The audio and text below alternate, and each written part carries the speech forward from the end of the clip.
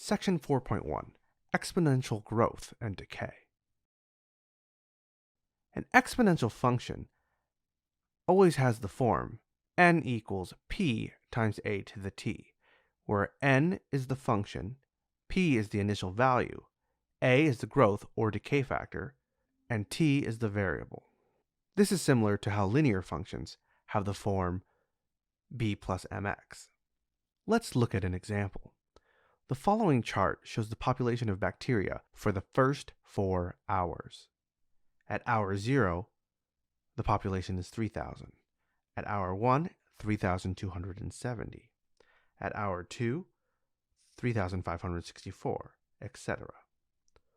What is the initial value, and what is the growth factor? The initial value of any function is the function when the variable is 0. In this case, the initial value would be the value of n when t, our variable, is 0. So the initial value is 3,000. We're starting with 3,000 bacteria at the beginning of this situation. Now we want to know the constant multiple to get from each number to the next. To do that, we want to know what you multiply this number by to get this number, which should be the same as what you multiply this number by to get this number. How do I find the number to multiply this by to get that number? To find the number you need to multiply by to get another number, you divide.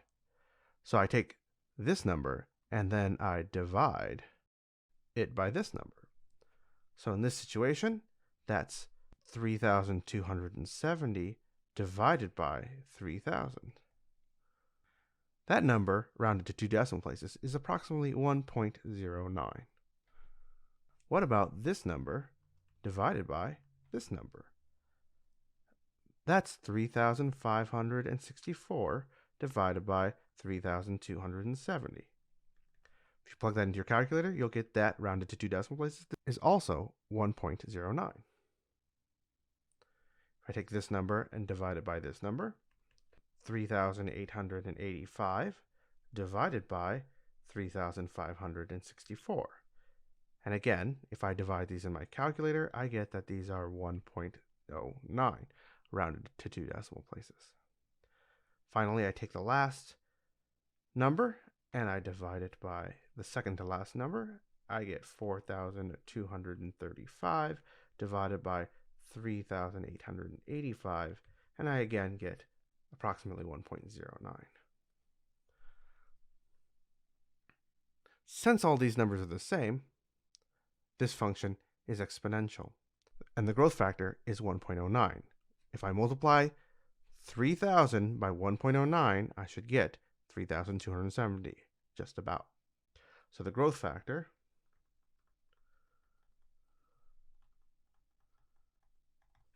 is 1.09. That's the number I multiply by to get the value of the function when the variable has been increased by 1. This number is a growth factor because it's bigger than 1. If it was less than 1, say 0.5, then it would be a decay factor.